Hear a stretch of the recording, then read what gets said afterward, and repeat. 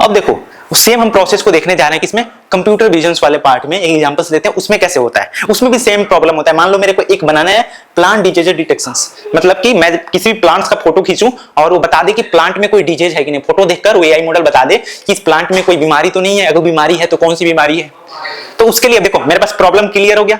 Problem क्या हुआ कि प्लांट्स के फोटो से मुझे क्या करना है, फोटो खींच के देना है तो बताएगा कि ये प्लांट्स में बीमारी है कि नहीं, बीमारी है तो कौन सी बीमारी है। ठीक है, अब प्रॉब्लम हमारा क्लियर हो गया, प्रॉब्लम स्कोपिंग हमने कर लिया है ना। दूसरा डेटा इक्वेशंस। अब मुझे क्या करना पड़ेगा, डेटा कैसे इक्वेट करना पड़ेगा। देखो तुम्हें अगर मैं बोलूं मैं 10 प्लांट दे दूं, तुम्हें नहीं पता डिजीज प्लांट कैसे होते हैं, जिसमें जिस प्लांट्स पे बीमारी होती है वो कैसे दिखती है, और जो प्लांट हेल्दी होते हैं वो कैसे दिखते हैं। मैं तुम्हें अगर 10 प्लांट दे दूं, मैं बोलूं कि बताओ इसमें कौन सा बीमार प्लांट्स है, कौन सा अच्छा प्लांट्स है, तुम बता पाओगे? नहीं बता पाओगे। तुम कब बता पाओगे, जब तुम्हें पता होगा कि जो बीमार प्लांट्स होते हैं, डिजीज होते हैं जिस प्लांट्स में, वो कैसे दिखते हैं, और जिस प्लांट जो हेल्दी प्लांट्स होते हैं वो कैसे दिखते हैं। जब तुम्हें पता होगा तब मैं तुम्हें 10 प्लांट्स दूंगा, बताऊं बोलूंगा बताओ कौन से डिजीज है किसमें नहीं है, तुम बता दोगे ना। तो यानी कि वो जो 10 प्लांट्स पहले तुम्हें बताना पड़ा था वो क्या था, इंफॉर्मेशन था तुम्हारे माइंड में, डेटा था। तो इसीलिए इसको भी बहुत सारे डेटा से ट्रेन करना पड़ेगा। कैसे कि मतलब कुछ ऐसे भी प्लांट्स के फोटो उसको दिखाने पड़ेंगे, सिखाने पड़ेंगे कौन से वाले, बीमार वाले और कुछ हेल्दी वाले। मतलब मान लो तुम 50,000 एग्जाम्पल लेकर आए बीमार पौधों का, प्लांट्स का, 50,000 एग्जाम्पल है जो हेल्दी प्लांट्स का। अब उससे सिखा दिया, उसको बताया कि देखो ऐसे प्लांट्स जो होते हैं, ऐसे प्लांट्स जो होते हैं क्या होते हैं, बीमार होते हैं, ऐसे प्लांट्स हेल्दी, मतलब ऐसे प्लांट्स हेल्दी होते हैं, कुछ प्लांट्स बीमार होते हैं, है ना। तो उसको बता दिया तुमने। अब तुम फोटो खींचोगे, अब तुम सिखाओगे तो उसको करोगे तो क्या करेगा, अब उससे सिखाओगे तब वो बता पाएगा। उसके बाद जब हमने बना दिया फिर उसका डेटा को एक्सप्लोर करते हैं, है ना। डेटा को एक्सप्लोर करा, उसमें देखा कि हेल्दी कितने हैं, रस्ट कितने हैं, ब्लाइट कितने हैं, लीफ स्पॉट कितने हैं, यानी उसको हमने एनालिसिस करा डेटा पे कि हमारा डेटा कैसे कैसे डिस्ट्रीब्यूटेड है। ऐसा ना होना चाहिए कि तुम्हारे डेटा में मतलब 5 लाख डेटा तो क्या है, हेल्दी प्लांट्स का है, और 5,000 तुम्हारा किसका, जो तुम्हारा बीमार प्लांट है उसका है। तब क्या हो जाएगा, वो तो बहुत सारे एग्जांपल हेल्दी वाले को तो सीख लिया, अनहेल्दी वाले का बहुत कम एग्जांपल। मतलब मैं तुम्हें 10 पौधे दिखाऊं, 10 में से 9 पौधे दिखाऊं जो हेल्दी है ना, एक पौधे दिखाऊं जो हेल्दी नहीं है, तब तुम अच्छे से नहीं सीख पाओगे। मे भी तुम हेल्दी वालों को तुम पहचान लोगे इजीली, बट नॉन हेल्दी वाले में अगर अलग कुछ ऐसा दिखने वाला आ गया तो तुम नहीं पहचान पाओगे। अगर थोड़ा अच्छे रेशियो में मैं दिखाऊं कि 5 तुम्हारे हेल्दी वाले दिखाऊं, 5 नॉन हेल्दी प्लांट दिखाऊं, तब तुम मे भी मैं 11 प्लांट के पास ले जाऊं, बताऊं कि बताओ ये हेल्दी है कि नॉन हेल्दी है, तो तुम इजीली बता पाओगे, है ना। तो वैसे हमें डेटा को एक्सप्लोर करके उसमें कोई इशू है उसको फिक्स करके ऐसे करना हम डेटा एक्सप्लोरेशन, यानी खोल के तुम अच्छे से देखते हुए आखिर में क्या है, सही है कि नहीं है, कुछ करप्टेड फाइल तो नहीं है, ये तो नहीं कोई इमेजेस है जो सही नहीं है, विजिबल नहीं है, खराब इमेजेस है। तो वैसे डेटा को हटाओगे तो क्या करते हैं उसमें एक डेटा एक्सप्लोरेशन, यानी डेटा को खोल के उसमें देखते हैं ये क्या खराबी है क्या सही है, सब चीजों को हम उसमें एवेलुएट करते हैं डेटा पे। ठीक है, फिर उसके बाद जब हमारा डेटा प्रिपेयर हो जाता है, अब एग्जांपल हमारे पास रेडी हो गया कि खराब इमेज, खराब प्लांट्स का मतलब हेल्दी प्लांट्स का, नॉन हेल्दी प्लांट्स का, दोनों का डेटा प्रिपेयर हो गया, तब हम जाते हैं मॉडलिंग फेज में। मॉडलिंग फेज में यानी अब हमें उस मशीन को, उस एल्गोरिथम्स को सिखाना है। क्या सिखाना है, मॉडल को क्या सिखाना है कि बताओ ये वाला जो प्लांट्स होते हैं ये तुम्हारा हेल्दी प्लांट्स होते हैं या नॉन हेल्दी प्लांट्स होते हैं। अब देखो हजारों लाखों एग्जांपल से सीख लेगा, अब उसके बाद नए प्लांट्स का तुम फोटो खींचोगे बताओगे तो बता देगा, है ना। तो हमारा ट्रेनिंग हो गया मॉडल। अब हमें क्या करना है, ये रिजल्ट देने लगता है, देखो इसको बता दिया ना। अब जब रिजल्ट देने लगा तब हमें क्या करना पड़ेगा, टेस्ट करना पड़ेगा। कुछ 1000, 2000, 10,000 पेड़ पौधों का फोटो खींच के टेस्ट करना पड़ेगा, कितना सही दे रहा है, कितना गलत दे रहा है, कहां गलती कर रहा है, कहां सही कर रहा है। तो वहां पे हम क्या करते हैं, इवैल्यूएशंस करते हैं। ठीक है, ये सब इसमें टर्मिनोलॉजी जो दिख रहा है ये तुम 9th 10th 11th 12th में करोगे, टेंशन नहीं लेना है। ठीक है, उसके बाद डिप्लॉयमेंट मतलब लाइव करना, लॉन्च करना। लॉन्च करूंगा तभी तो लोग उसको यूज कर पाएंगे। अभी तो तुम्हारे कंप्यूटर में बन रहे थे, तुम्हारे कंप्यूटर्स पे बन रहे थे, सर्वर पे बन रहे थे, लोगों के पास थोड़ी यूज करने के लिए था। अगर मुझे लोगों को यूज करने के लिए देना तो क्या करना पड़ेगा, डिप्लॉयमेंट करना पड़ेगा, लॉन्च करना पड़ेगा। ठीक है, अब हमने बना दिए, कंप्लीट हो गया, लॉन्च कर दिए, क्या हमारा काम फ्री हो गया?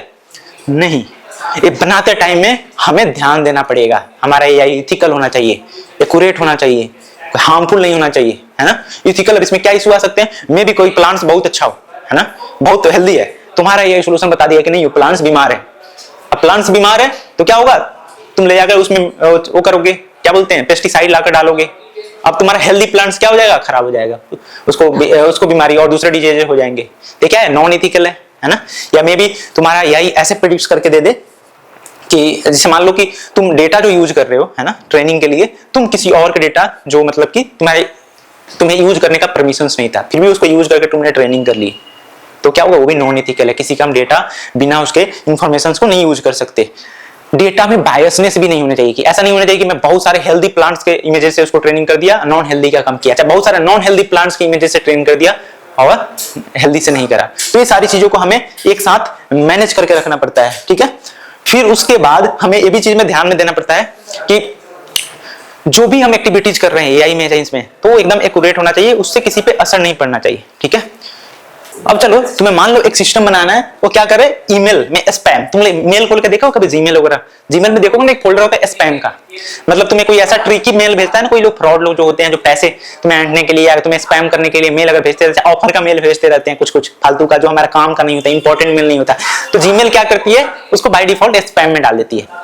पहले क्या होता था, पहले स्पैम फोल्डर नहीं हुआ करते थे जीमेल में, बाद में उन्होंने एआई इंटीग्रेशंस किया।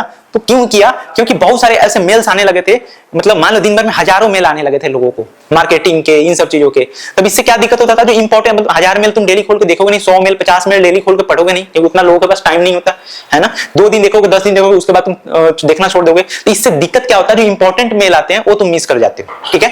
तो उस इसीलिए गूगल को क्या करना पड़ा, जीमेल को क्या करना पड़ा, वहां पे एक स्पैम मॉडलिंग को लेकर आना पड़ेगा, जो जीमेल को क्या करा, उसमें जो भी स्पैम या प्रमोशनल मेल आ रहे हैं उसको अलग अलग कैटेगराइज कर दे, ताकि इंपॉर्टेंट मेल ही सिर्फ इनबॉक्स में रहे और हमें इजीली हमारा इंपॉर्टेंट मेल एक्सेस हो पाए और हम उसको मिस ना कर पाए, ठीक है। तो उसके लिए उनको प्रॉब्लम्स क्या मिला कि अनवांटेड जो मेल है, जिसको हमें जरूरत नहीं है, मतलब कि पढ़ने का, हमारे पास वो ऑप्शनल है, पढ़े या ना पढ़े, तो वैसे मेल को क्या करे, स्पैम में डाल दे, ठीक है। तो उसको क्या करा, स्पैम में प्रॉब्लम हमें मिल गया।